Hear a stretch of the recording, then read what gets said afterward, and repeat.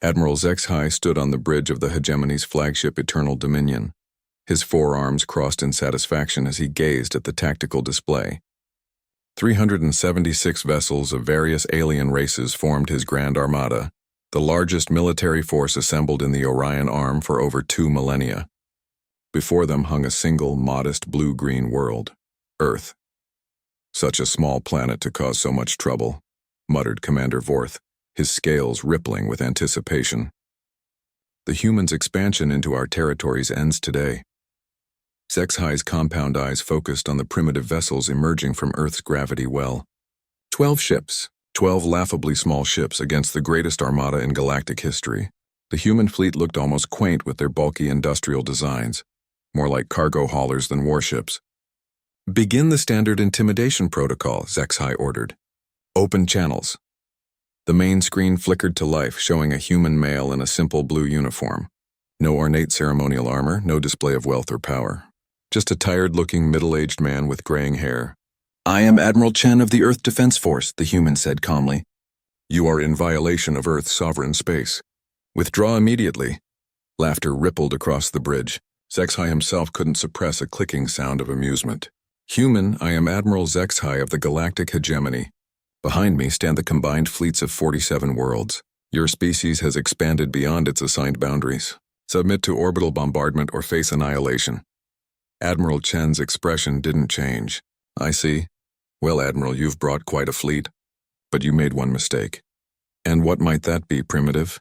"You brought energy weapons to a kinetic fight." The channel closed.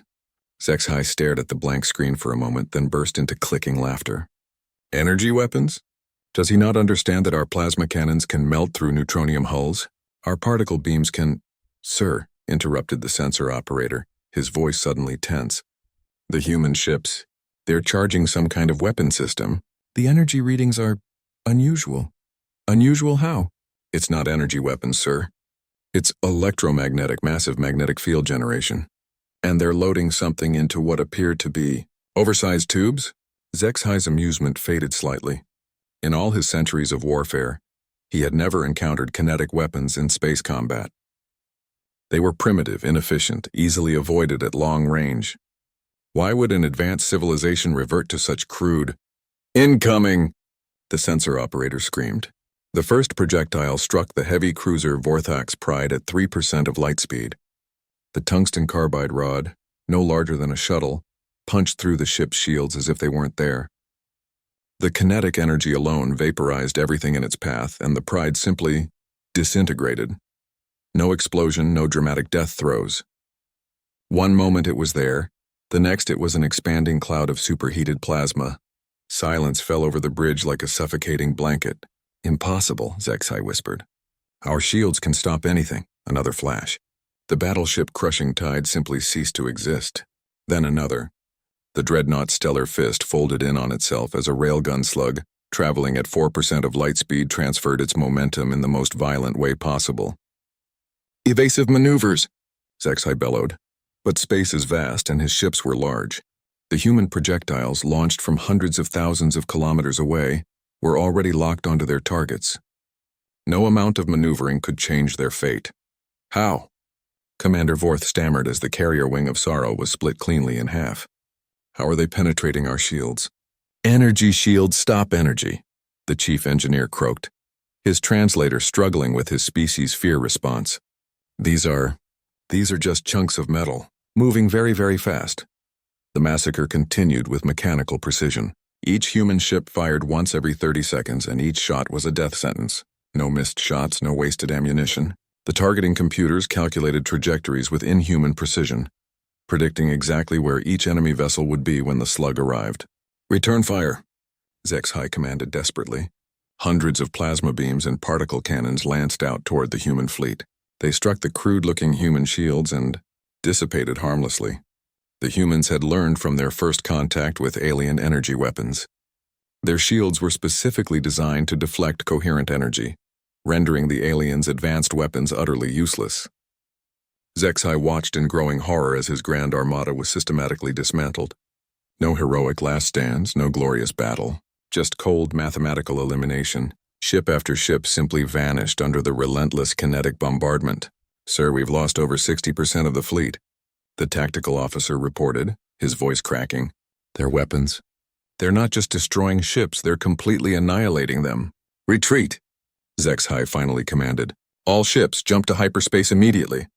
But retreat proved impossible for many. The railgun slugs traveled faster than most ships could accelerate. And the humans had calculated firing solutions for retreat vectors as well. Ships trying to flee found themselves targeted just as efficiently as those that remained to fight. In 47 minutes, the greatest armada in galactic history was reduced to fewer than 30 scattered vessels, fleeing in panic across the system. Behind them, the 12 human ships hung motionless in space, their railguns cooling down. Admiral Chen's face appeared on screens across what remained of the alien fleet. To any surviving vessels, he said with the same calm tone as before, you will carry a message back to your respective governments. Earth's expansion is non-negotiable. We didn't ask for this war, but we'll finish it. He paused, looking directly into the camera. Humanity has spent centuries perfecting the art of throwing rocks at things we don't like.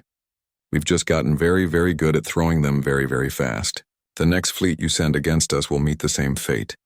The transmission ended. HFY slumped in his command chair, staring at the tactical display that now showed mostly empty space where his mighty armada had been. In the aftermath of the battle, an eerie silence filled the bridge. A silence that somehow seemed to scream louder than any explosion. The humans had brought railguns to a plasma fight, and when the first armada fell, the silence itself had screamed. In the weeks that followed, word spread throughout the galaxy with unprecedented speed. The hegemony's greatest fleet had been annihilated by a dozen primitive human vessels using kinetic weapons. Weapons so simple that most civilizations had abandoned them millennia ago. But the humans understood something the galaxy had forgotten. Sometimes the old ways are the best ways. Sometimes the simplest solution is the most elegant one. Sometimes you don't need exotic energy weapons or quantum torpedoes. Sometimes you just need to throw rocks really, really hard.